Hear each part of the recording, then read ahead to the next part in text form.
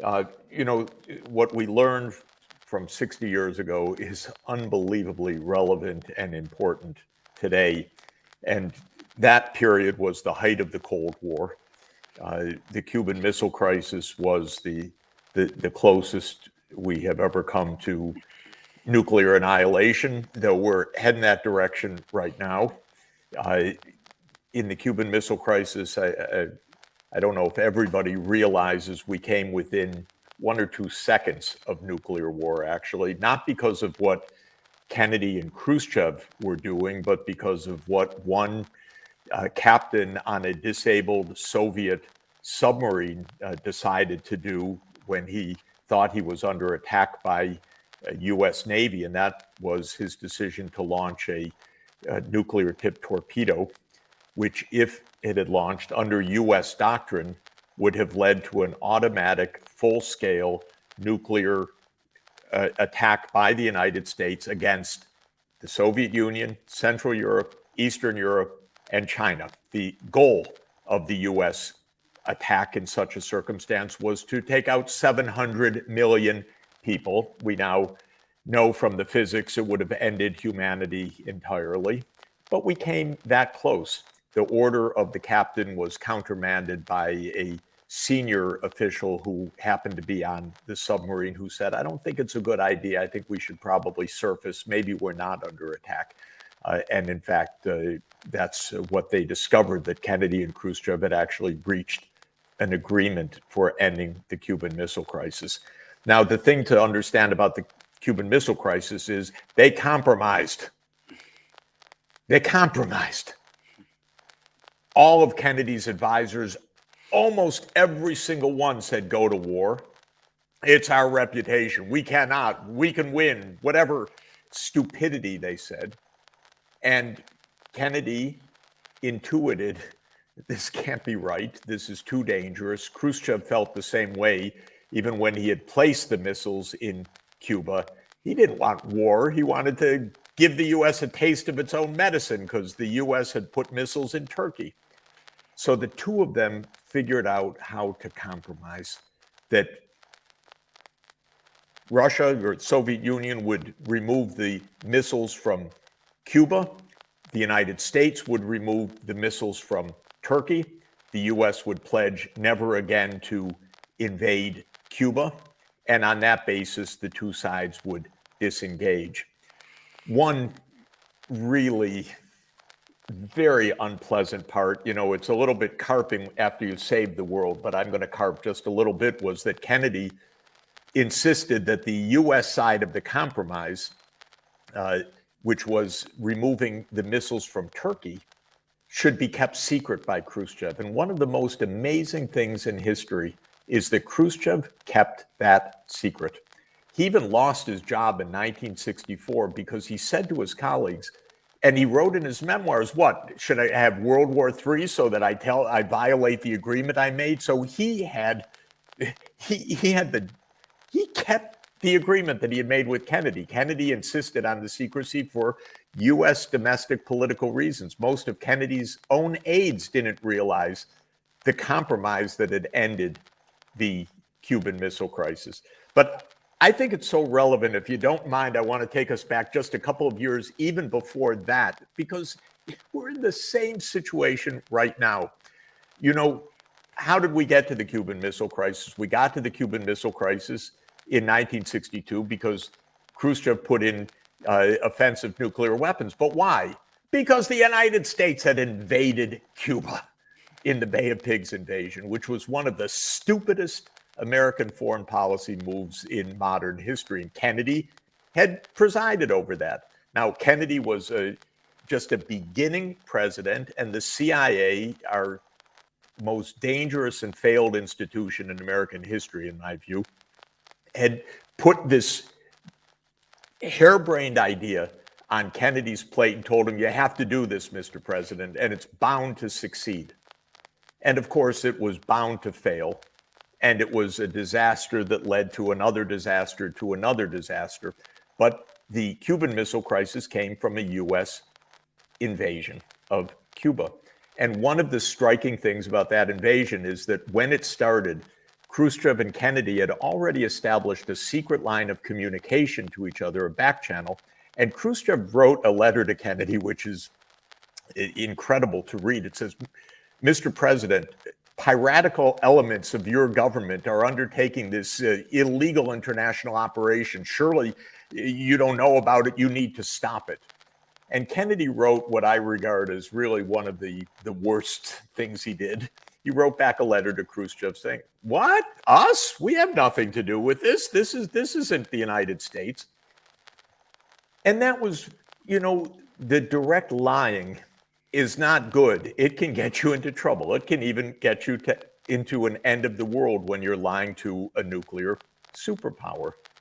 So that actually was the second big lie by an American president to a Soviet leader in a short period of time, because just before that lie and the Bay of Pigs invasion, which was a debacle, was the U-2 spy plane flight over the Soviet Union, where the CIA had told President Eisenhower in his last years, don't worry, they could never hit a U-2. They could never capture it. And if they do, the pilot has a cyanide pill. They'll never be taken alive. And the plane is designed to disintegrate if it's hit, blah, blah, blah. CIA stuff, very typical. Of course, the Soviets shot down Gary Powers in the U-2 spy plane. It derailed all the diplomacy of the day. But even more striking was Eisenhower was told, okay, they couldn't have the pilot, the plane disintegrated, so Eisenhower lied. He stood up and he said, well, that is an American weather plane that went off course from Turkey. And then the Soviets produced the spy plane and produced Gary Powers alive. And so Khrushchev felt, God, these people just lie to your face baldly on matters of fundamental national security. And this is the second time that happened. So if you unwind, it's remarkable. By the way, you can unwind even further, and I think nobody does anymore, but even the Cold War itself could have been diffused in the mid-1950s. And the issue is quite relevant, actually, for Ukraine, ironically. I'm in Vienna in 1955. Vienna became, again, the capital of an independent country, and the Soviets left voluntarily from their post-World War II occupation because Austria declared neutrality. And the Soviet Union said, okay, neutral, we go. You're not a threat to us. And what the Soviet Union was saying to the United States is, make Germany neutral. Don't remilitarize Germany. Don't make it part of your most advanced military bulwark, because they just killed 20 million of our citizens. And the United States, of course, was completely tone deaf to that. In fact, that's the whole approach of U.S. foreign policy. Don't listen to what the other side says. So George Kennan, who was our really greatest diplomat historian and author of Containment, but he meant containment in a kind of political manner, not in this highly militarized nuclear arms race matter, said in 1957, make Germany neutral, and then the Cold War ends. Then the Soviets can leave Central and Eastern Europe. Then we can have peace. And of course, no one was listening to Kennan at the time, because the U.S. always wants arms races. Okay, so all of that is the background to the 1963 speech, because Kennedy really was a man of peace who found himself at the brink of nuclear war through stumbles, mistakes on both sides. And that's the real truth of Kennedy. He really wanted peace, and yet he almost presided over the end of the world. And he was deeply shaken at the end of 1962. And Khrushchev, who was a real human being, by the way, was deeply shaken at the end of 1962. And both of them corresponded. We got to get off the brink. We have to back off. This is very dangerous. And Kennedy gave this absolutely remarkable speech on June 10, 1963, which is my favorite speech of an American president in modern history, saying we can make peace with the other side. This is the height of the Cold War. Everyone hates the Soviet Union in the United States. All the propaganda, all the anti-Soviet, anti-Russian sentiments that we have today, every day in our newspapers, was even more then.